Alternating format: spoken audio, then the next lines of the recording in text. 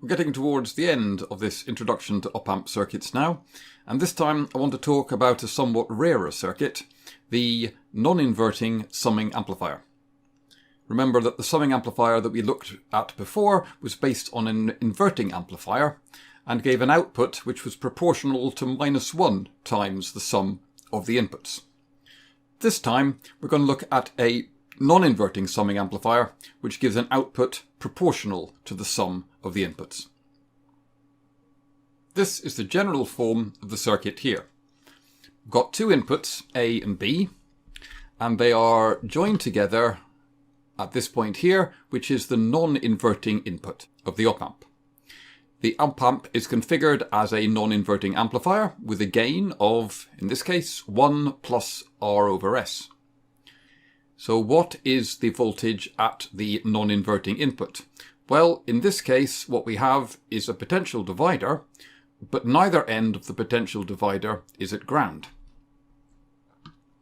So, if we want to know what the voltage at this point is, we have to go back to first principles and consider the currents flowing in the network. And possibly the easiest way to do this is to apply Kirchhoff's current law to this node here, the non-inverting input. Kirchhoff's current law will say that the total current in must equal the total current flowing out.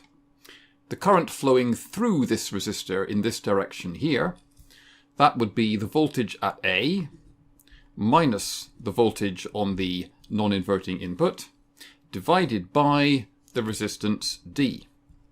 And the current flowing through E in this direction would be B minus the voltage at the non-inverting input divided by its input resistance, which in this case is the resistance I've labelled E. So the total current flowing into this node through these two resistors is this plus this. The total current flowing out is 0, because no current flows in to an ideal op-amp.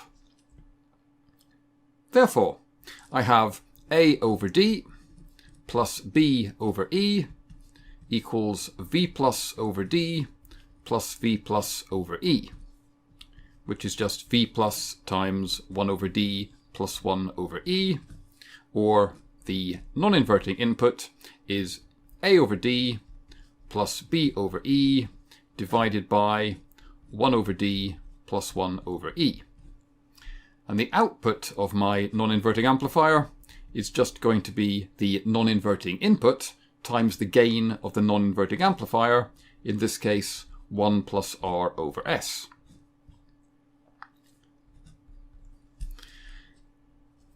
You may recognize that if you think back and remember Millman's theorem.